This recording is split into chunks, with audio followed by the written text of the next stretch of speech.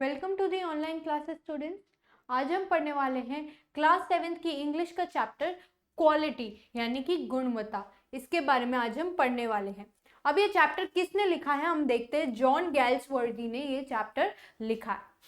तो हम जानते हैं पहले जॉन गैल्सवर्दी के बारे में। अब हमें बताया गया है इनका जन्म कब और कहाँ हुआ था। John Galsworthy was born on August 14, 1867 in Kingston upon Thames United Kingdom. Kingston में थेम्स यूनाइटेड किंगडम में उनका जन्म हुआ था। He was an English novelist. वो इंग्लिश जो है किताबें लिखते हैं एंड प्ले राइटिंग। ठीक है, अब प्लेस भी लिखते हैं, बहुत सारे ड्रामास और नॉवेल्स बुक्स भी लिखी हैं। Notable works includes Forsyte saga. अब इनके काम के बारे में बात किया जा रहा है। अगर हमसे पूछा जाए कि जॉन गैल्सवर्दी की किसी भी किताब के बारे में या फिर कुछ ऐसे कामों के बारे में लिखी है जो फेमस है, तो पहला हमने देखा the Forsyte saga and its sequel, a modern comedy and end of the chapter. दूसरा है हमारे पास अ मॉडर्न कॉमेडी और तीसरा है एंड ऑफ चैप्टर। तो तीन नाम है, हम तीनों में से कोई भी एक अच्छे से याद रख सकते हैं। The Forsyte saga, a modern comedy and the end of chapter. अब यहाँ बताया जा रहा है 1921 he was elected as first president of the PEN international literary club. अब 1921 में वो क्या पहले प्रेसिडेंट बने थे इंटरनेशनल लिटरेरी क्लब के, और जो है उनको अपॉइंट भी किया था 1929 में ऑर्डर ऑफ मेरिट में, जिसके लिए उनको फिर नोबेल प्राइज मिला था लिटरेचर की फील्ड में 1932 में। अब यहाँ बताया जा रहा है कि वो जो थे वो too ill to attend the Nobel awards थे। अब यहाँ पे जब उनको इसके लिए क्या किया था, बताया गया था कि आपको नोबेल अवार्ड जो है दिया जाएगा, फिर क्या हुआ 6 हफ्ते पहले ही उनकी जो है मृत्यु हो गई थी। वो काफी ज्यादा बीमार थे। अब यहाँ पे हमें पता चला है जॉन गैल्सवर्दी के बारे में जिन्होंने ये स्टोरी लिखी है क्वालिटी या फिर गुणवत्ता। अब हमारे पास यहाँ पे दिया हुआ है बिफोर यू रीड, आपके पढ़ने से पूर्व, can a shoe maker be called an artist, क्या एक मोची को एक कलाकार भी कहा जा सकता है। इफ यस, अगर हाँ, he has the same skill and pride in his trade as any other artist. तो यहाँ बोला जा रहा है मोची को कलाकार कहा जा सकता है, तो बोला जा रहा है हाँ, यदि व्यवसाय में किसी भी अन्य कलाकार की तरह समान कौशल और गर्व है और वो इसके लिए भी उतना ही सम्मान है, तो उन्हें कलाकार कहा जाता है। Mister Gessler a German shoe maker settled in London. अब यहाँ बात किसके बारे में की जा रही है, मिस्टर गेस्लर के बारे में, जो कि एक जर्मन जो है जूते बनाने वाले हैं, शू मेकर हैं, जो कि लंदन में रह रहे हैं। इज परफेक्ट आर्टिस्ट, वो एक जो है बिल्कुल परफेक्ट, एक संपूर्ण कलाकार है। Read this story to how he devotes his life to his art. तो अब इस स्टोरी में हमें क्या पढ़ने को मिलेगा, इस कहानी में पढ़े कि वो किस प्रकार अपनी कला के लिए अपना जीवन समर्पित कर देते हैं। किसकी स्टोरी है ये, मिस्टर गेस्लर जो कि एक जर्मन शू मेकर है जो लंदन में आके बस गए हैं, वे एक संपूर्ण कलाकार है। इस कहानी में पढ़ेंगे हम कि वो किस प्रकार से अपनी कला के लिए अपने पूरे जीवन को समर्पित कर देते हैं। स्टूडेंट्स, ये चैप्टर का नाम है क्वालिटी बाय जॉन गैल्सवर्दी। इसके पढ़ने से पहले हमने इसके बारे में थोड़ा सा ध्यान दे दिया है पढ़ने से पूर्व। फिर हमने देखा था ये मिस्टर गेस्लर एक जर्मन शू मेकर की स्टोरी है जो कि अपनी कला में बहुत ही ज्यादा संपूर्ण है, परिपूर्ण है। अब हम यहाँ पे फर्स्ट पैराग्राफ से शुरू करते हैं। I knew him from the days of my extreme youth. यहाँ पे नैरेटर बता रहे, जॉन बता रहे हैं, आई न्यू हिम, मैं उन्हें जानता था जब मैं बहुत ही ज्यादा जवान था। I knew him from the days of my extreme youth because he made my father's boots. मैं उन्हें क्यों जानता था बहुत ही ज्यादा जवानी से, क्योंकि वो मेरे पिता के जो है जूते बनाते थे। ही lived with his Elder brother in his shop. वो अपने बड़े भाई के साथ ही अपने शॉप के अंदर ही रहते थे। Which was in a small by street in a fashionable part of London. वो क्या थी, एक स्मॉल स्ट्रीट के ऊपर थी जहां से लोग आते जाते हैं, उसे बाय स्ट्रीट बोलते हैं। एक बहुत ही अच्छे पार्ट में थी लंदन के। The shop had a certain quite distinction.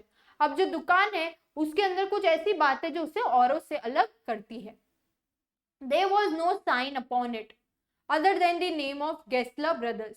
उसके ऊपर कोई भी प्रकार का चिन्ह नहीं था, बस एक था कि जिस पे लिखा हुआ था गेस्लर ब्रदर्स करके लिखा हुआ था उस दुकान पे। अब यहाँ बताया गया है and in the window a few pair of boots, और जो विंडो है उसमें एक दो जोड़ी जो है बूट्स की रखी गई है।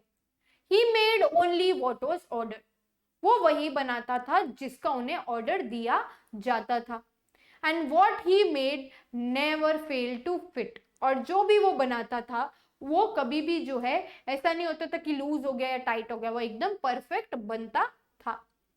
To make boot such boots as he made seem to me then and still seems to me mysterious and wonderful. यहाँ ऑथर क्या बोल रहे हैं, जॉन बोल रहे हैं, ऐसे जूते बनाना जैसे कि वो बनाते हैं वो मुझे तब भी और आज की डेट में भी बहुत ही ज्यादा मिस्टीरियस, बहुत ही अच्छा और बहुत ही ज्यादा ना मुझे जिज्ञासा होती थी कि ये बनाते कैसे हैं।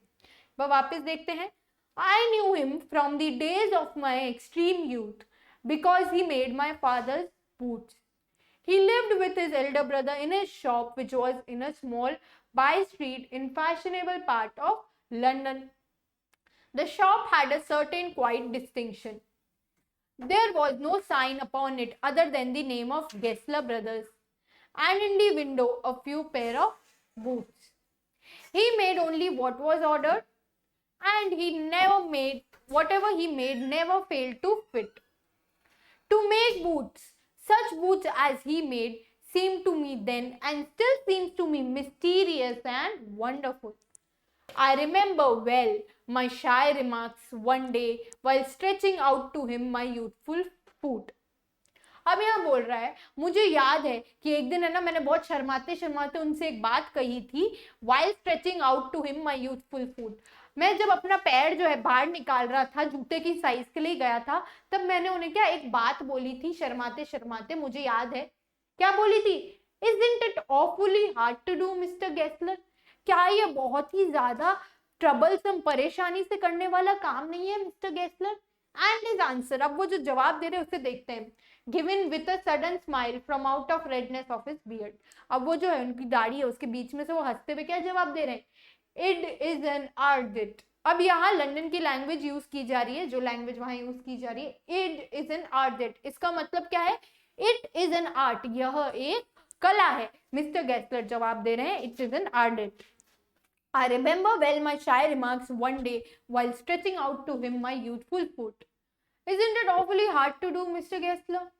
And his answer given with a sudden smile from out of the redness of his beard. It is an art. It was not possible to go to him very often. His boots lasted terribly, having something beyond the temporary, some essence of boot stitched into them. अब यहाँ बोला जा रहा है उनके पास बार बार जाना तो जरूरी ही आवश्यकता ही नहीं होती थी, उनकी जो बूट्स थे वो बहुत ही लंबे समय तक चलते थे। उनके अंदर कुछ होता था ऐसा, मतलब कुछ काफी अलग, ऐसे लगता था उसमें उन्होंने कोई आत्मा ही साथ में सिल दी है। It was not possible to go to him very often, his boots lasted terribly, having something beyond the temporary, some essence of boot stage into them. One went in not as into most shops but restfully as one enters church. यहाँ बताया जा रहा है एक इंसान जब इनकी shop में आता था तो ऐसे नहीं आता था कि बस वो किसी दुकान में जा रहा है, ऐसे आता था जैसे वो किसी चर्च में जा रहा है। And sitting on the single wooden chair waited, अब वहां पे जो एक वुडन चेयर लगी हुई है जिसपे वो बैठ करके इंतजार करते हैं। A guttural sound and the tip tap of his slippers, अब यहाँ बताया जा रहा है कि एक भारी गले से निकली आवाज और उनकी चप्पलों की जो संकरी लकड़ियों से सीढ़ियों को पीटने की आवाज थी वो आती थी।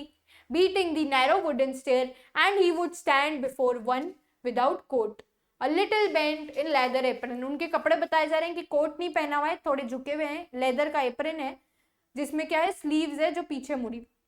Blinking as if awaken from some dream of boots, ऐसे आंखों को ब्लिंक करते थे जैसे वो कोई सपना देख रहे हो बूट्स के बारे में और उससे उन्हें उठा दिया हो। And I would say, how do you do mister Gessler, could you make me a pair of Russian leather boots, और मैं जाकर के क्या बोलता था कि आप कैसे हैं, क्या आप मेरे लिए एक रशियन लेदर बूट्स का पेयर है बना देंगे। स्टूडेंट्स इस पार्ट के हम क्वेश्चन आंसर देखते हैं। What was there in the shop window, shop की विंडो में क्या रखा जाता था, सम पेयर ऑफ बूट्स जो कि मिस्टर गेस्लर और उनके भाई बनाते थे।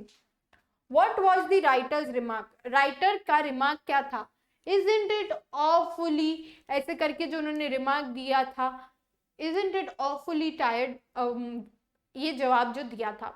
How did one enter mister Gessler shop, एक इंसान गेस्लर की दुकान में कैसे जाता है, ऐसे नहीं जाता कि कैसे वो किसी साधारण दुकान में जा रहा है, बल्कि ऐसे जा रहा है जैसे वो किसी चर्च में जाता है।